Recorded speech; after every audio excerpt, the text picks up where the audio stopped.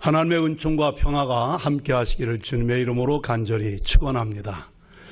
정동절개 목사로서 이 은명채플에서 말씀을 전하게 된 거 감회가 새롭습니다. 지금 생존해 계십니다. 김경희 장로님.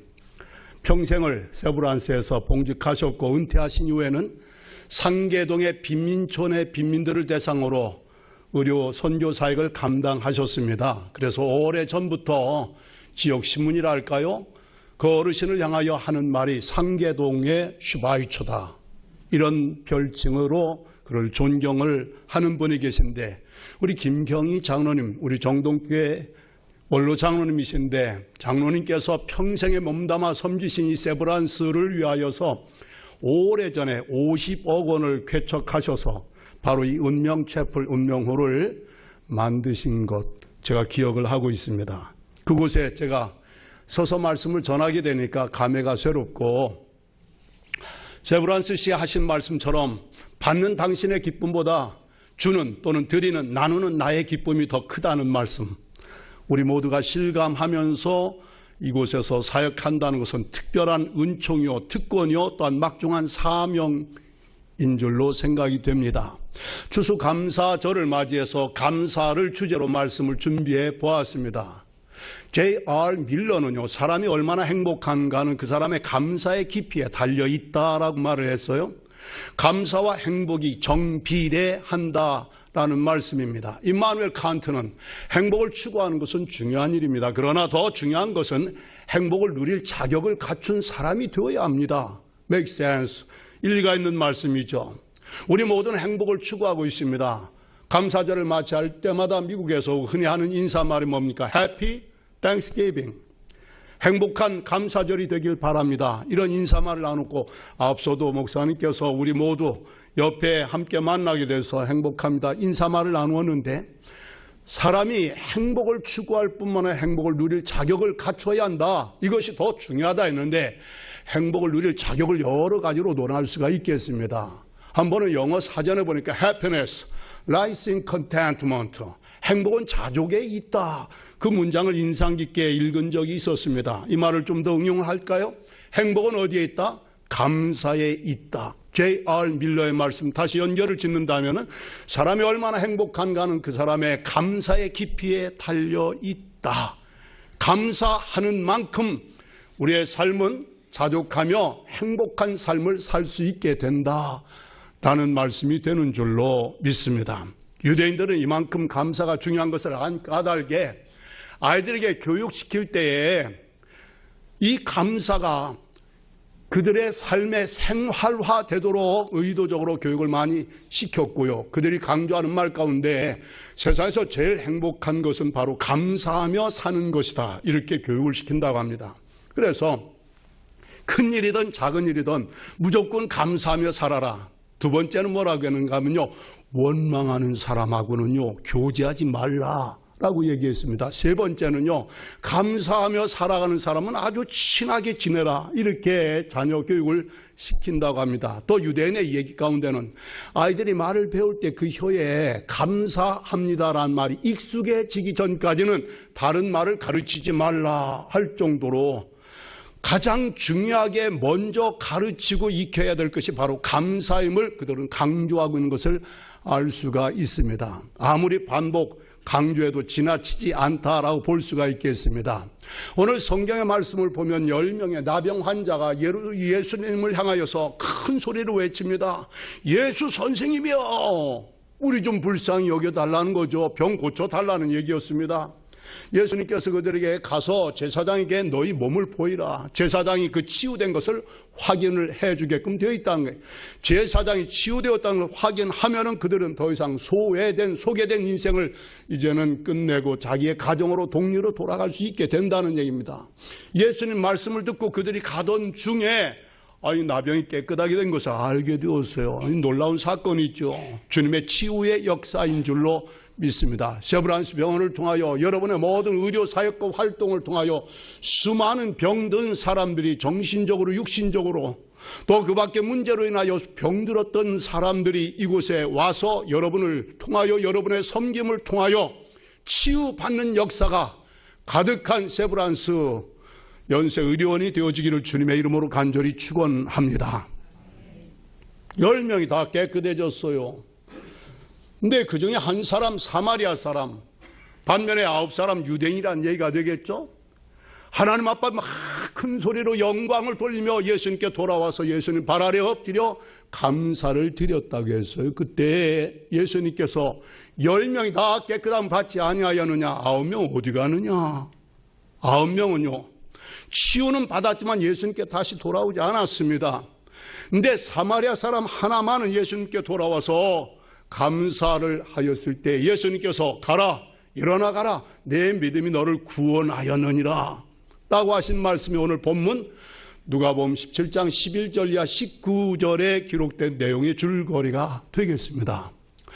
세상에서 가장 행복한 사람이라는 제목을 감히 여러분과 함께 정해놓고 생각을 해보고자 하는데요, 좀 과장된 마음 감이 없잖아 있지만 그 강조하는 포인트는 뭐냐? 감사하면 감사한 만큼 우리는 세상에서 얼마든지 행복한 인생이 될 수 있다는 이 말씀을 함께 나누고자 하는 것입니다. 그 이유는 뭘까? 이유를 말씀을 드리겠습니다. 하나님께 감사라는 이 말은 헬라어의 유카리스테오라는 말인데요, 첫 번째 의미는 하나님께 영광을 돌리라, 그런 뜻이 되겠습니다. 감사하는 생활을 하면요 하나님께 영광을 돌리는 겁니다. 아니, 대인관계에 있어서도 부모님께 또는 누구에게든지 감사한다는 것은 상대방의 그 모든 은혜, 상대방이 나에게 베풀어준 호의를 우리가 기억하고 그것을 인정하고 그거에 대한 고마움을 표현하는 거죠. 그러므로 말미암아 상대방이 자기의 모든 섬김과 사역에 대한 기쁨과 보람을 얻게 되는 겁니다. 관계가 호전될 수밖에 없다는 말씀이죠. 하나님께서 주신 은혜를 하나님께 감사함으로 하나님께 영광을 돌린다는 것은 하나님과의 수직적인 영적인 관계를 튼튼하게 맺는 것이다라고 볼 수 있어요. 하나님과의 관계성이 좋아지게 될 때 우리는 당연히 행복한 삶을 살 수밖에 없다라는 말씀이 되겠습니다.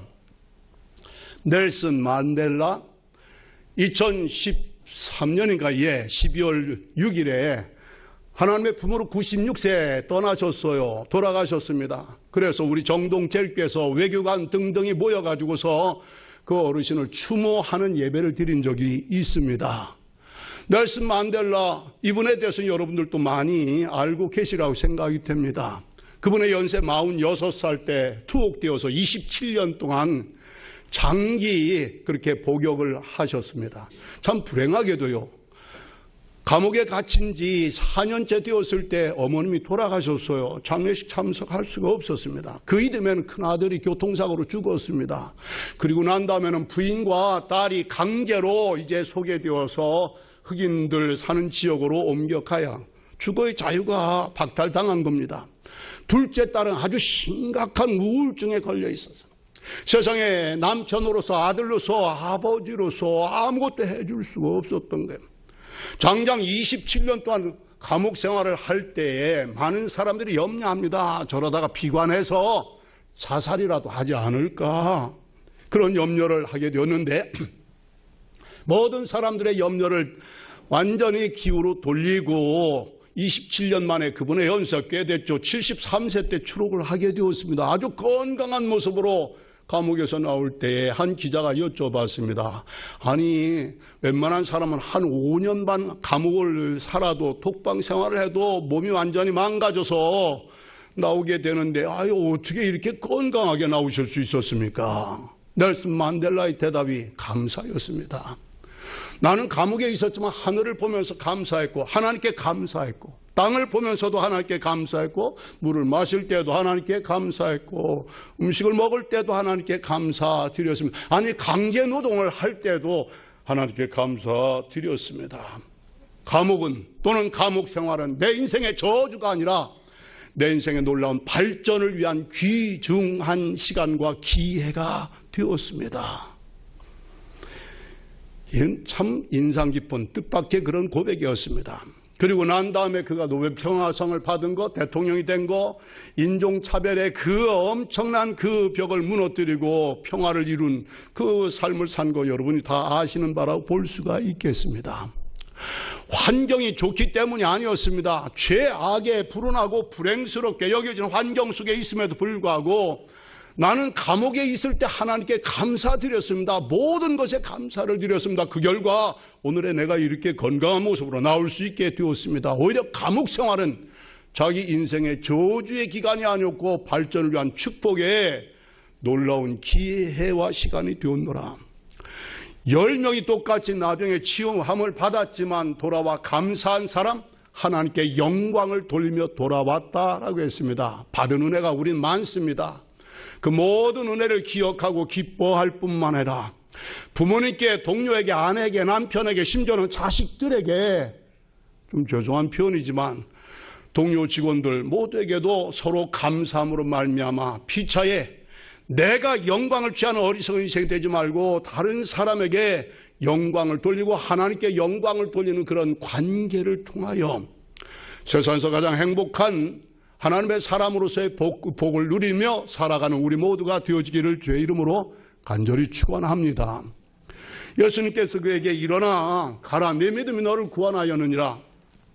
감사하면요, 가장 행복한 인생이 될 수밖에 없는 까닭은 하나님께 영광을 돌리기 때문이고, 또 하나는 뭘까?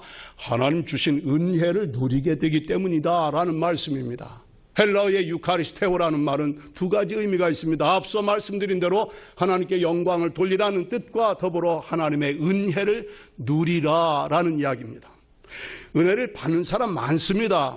은혜를 받지만 은혜를 망각하거나 잃어버리거나 은혜를 또 배반한 사람들이 없지 않아 있습니다. 그런데 감사한다는 것은요, 받은 은혜를 누리는 겁니다. 자기에게도 상당히 그 지혜로운 축복이다라고 볼 수가 있겠습니다.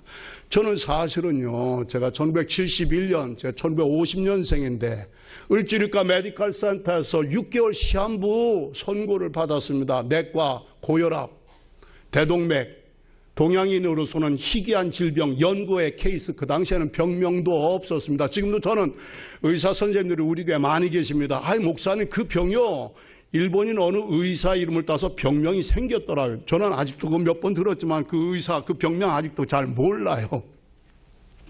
6개월 시한부 선고를 받았을 때 제 마음속에 처음에는 앵거가 나온 거 있죠. 나는 왜 이렇게 갈수록 죽으라 하는지 모르겠어.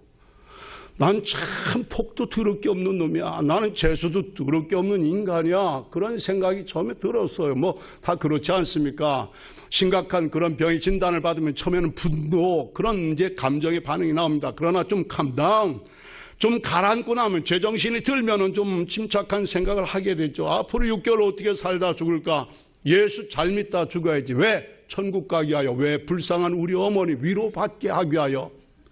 그런 하나님의 좋은 마음을 주셨어요. 그러던 어느 날 병실에서 입원할 때 가지고 왔던 이거 절반만한 세번역 성경 서랍에서 꺼내서 무심코 딱 폈어요. 벽에 기대어서.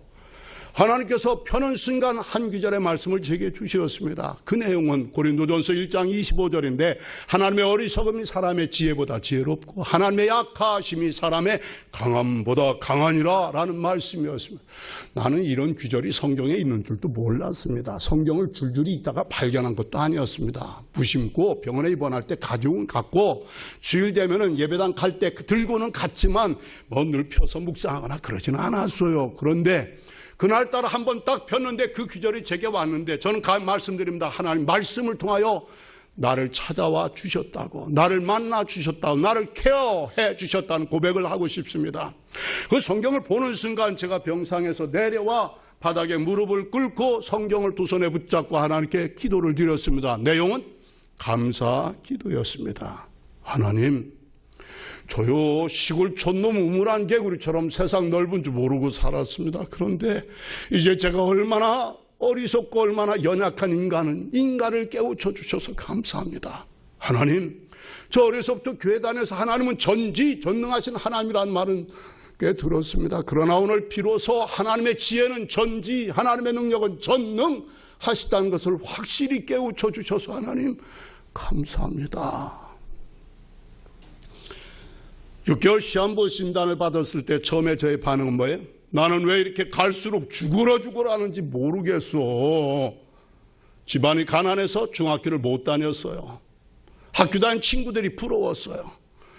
고아들 틈에 앉아서 고아원에서 ABCD를 배우면서 아버지 없고 가난하고 학교 못 다닌 서름을 달랜 적이 있었어요. 그러다가 중학교 입학시켜주니까 열심히 공부했어요. 왜? 학교 다니고 싶어서 장학금 받아야 되겠기에 중학교 고등학교 6년을 내리 수석을 했어요. 3년 장학금 받았어요. 3년 개근도 했고 학생회장도 했고 육사 지원했어요. 떨어졌어요. 고혈압으로. 그런데 이제 메디컬 센터에서는 6개월 시한부 선고를 받은 거 있죠. 그래서 제 마음에 나는 왜 갈수록 열심히 이 역경을 딛고 살아보려고 하는데 죽어라 하는지 모르겠어. 그런 분노, 그런 좌절감이 내게 생긴 건 그런 배경을 두고 하는 말씀이에요. 난 참 복도 더럽게 없는 인간이고 세수도 더럽게 없는 놈이구나 했는데 같은 병원에 병실에 있는 동안에 성경 한 구절을 보는 순간 저의 고백이 달라진 거 있죠. 성경 손에 붙잡고 무릎 꿇고 드린 기도의 내용은 감사해요. 6개월 시한부 선고를 받아놓은 상태에서 시골 촌놈 우물안 개구리처럼 용서하세요. 논산에서 시골 중고등학교에서 공부 좀 했으니까 똑똑하다는 말은 듣지 않았겠. 그러나 우물안 개구리에서 잘난 줄 알았던 거, 세상 넓은 줄 모르고 운동 좋아했고 육사 갈 때 내 신체 검사에 자신만만했어요. 나하고 함께 갔던 친구는요, 별 4개를 달았어요. 일군 사령관이. 저는요, 방위도 못했어요. 육군은 산에서 죽고 해군은 바다에서, 공군은 하늘에서 죽지만 방위는 쪽팔려서 죽는다. 내가 어느 날 미국에서 인터넷 이거를 보고요, 야, 그래도 방위는 8일 쪽이라도 있지. 방위도 못해요. 방위도 안 시켜줘요. 고혈압 환자는 병역 면제자의 폐품이야요. 그런데 하나님이 정동길게 목사가 되기까지 가난해서 중학교도 못 갔던 이 인간을요, 대학원 나오고 유학과 석사 박사하고 어둠 속에서 방하던 이 인생을 정동질게 담임 목사가 된, 이건 저희 노력으로 능력으로 가문이 좋아서 배경이 좋아서 아니잖아요. 하나님의 은혜인 줄로 믿습니다. 그것을 체험한 사건을 하나 말씀드린다면, 병원에서 6개월 시한부 선고받은 주제에 무릎 꿇고 드린 기도, 시골 쫓는 우물안 개구리처럼 세상 넓은 줄 모르고 살았는데 제가 얼마나 어리석고 연약한 인간인가 오늘 확실히 깨우쳐 주셔서 감사. 하나님 전지전능하신 하나님이신 걸 확실히 깨닫게 해주셔서 감사합니다. 이것이 저의 인생의 새로운 터닝 포인트가 되어서 50년생 71년 지금 2018년 많이 살았어요. 엄청 오래 사는 거예요. 하나님의 은혜에 대한 감사는 인생의 운명을 바꿔놓는다는 거, 기적을 체험하게 한다는 거. 할렐루야. 그때 저를 돌봐주셨던 주치의사 선생님 성함을 제가 기억하고 있어요. 닥터 유수웅입니다. 그분의 성함이 얼마나 기억되고 고마운지. 불쌍한 거예요. 시골 이 학생이 돈도 없고 수술도 못 받고 그냥 퇴원할 때 딱 하니까 나중에 무슨 일 있으면 자기에게 연락이라도 좀 하라고. 그 말이 그렇게 고맙더라고요. 제가 잊지 않고 수십 년을 지내왔죠. 71년도 1월 달 얘기인데 금년에 그 선생님을 제가 만났어요. 제가 말씀을 어쩌다 교인들한테 했더니 교인 중에 장로님, 아이 목사님, 닥터 유 서울고등학교 내 친구 동기입니다. 아 그러세요?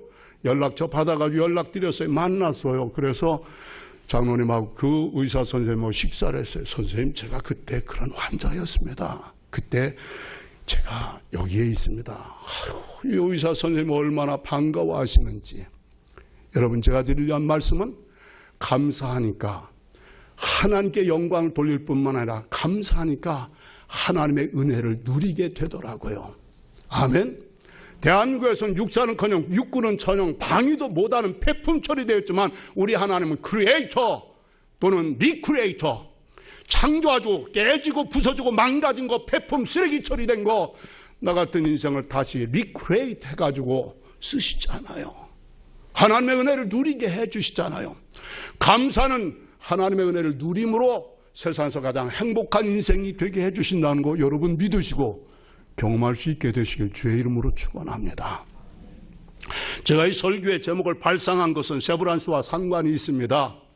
1904년에 송옥분이라는 아주 불우한 가정에서 태어난 한 소녀가 집에서는 도저히 굶겨 죽일 수는 없으니까 남의 집 한여로 넘긴 거예요. 팔았다 하면 좀 가혹한 말이고, 하인 생활을 해서라도 굶어 죽지는 않아야 되겠기에 하인에게 밥을 제때 주겠어요? 옷을 제대로 입히겠어요? 동상에 걸려서 팔다리가 썩어 들어갑니다. 하인으로 산 그 집 주인이 더 이상 감당하지 못하니까 서울에 있는 선교병원에다가 옮겨놓은 거 있죠. 그 선교병원이 1104년에 어떤 병원이겠어요? 세브란스 아니겠어요? 이 병원에서 수술을 여러 번 해가지고 절단할 건 절단하고 클러치 끼고 살려냈어요. 그러면서 뭐 갈 곳도 딱히 없고 병원에서 간호사, 의사, 선생님들의 사랑을 받으면서 그분들 심부름하면서 지내다가 한 간호사 선교사님이 본국으로 이미 임무를 마치고 귀국한 사람한테 편지를 쓰는데 송옥분이가 자기도 인사말 좀 쓰게 해달라고. 그래 뭐라고 쓸래? 한마디 쓰고 거기다가 자기 이름을 쓰는데 조선에서 가장 행복한 소녀 옥분이가. 간호사가 묻습니다. 옥분아, 네가 어떻게 조선에서 가장 행복하다고 생각하니? 이유가 분명히 있더라고요. 이 병원에 온 이후에 내 고통이 완전히 이제는 사라졌습니다. 난 너무나 감사합니다. 병원에 온 이후에 밥을 굶지 않게 되었습니다. 매를 맞지 않게 되었습니다. 옛날 그 주인에게 돌아가지 않게 되었습니다. 그리고 난생 처음 이렇게 크리스마스 추리를 보고 너무나 나는 행복합니다. 마지막 이 병원에 온 후에 예수님을 믿게 되어서 나는 조선에서 가장 행복한 소녀입니다. 아멘. 송옥분이는 간호사들이 또는 의사 선생님들이 이름을 지어준 것 같아요. 안나라고. 송옥분, 안나 송이 된 거 있죠. 병원에서 여기다가는 연필을 매달아 묶고서 그걸로 장애의 손으로 글을 쓰고 떠듬떠듬 통역을 하면서 병원에 외국인 선교사들, 의료사역을, 환자들을 도와줬다. 선교 실화 중에 하나가 되겠습니다. 세브란스에서 봉사하시는 여러분들 섬김을 존경합니다.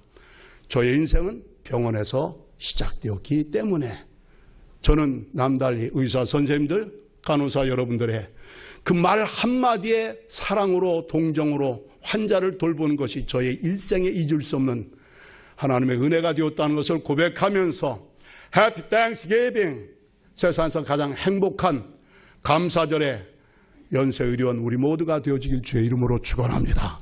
감사합니다.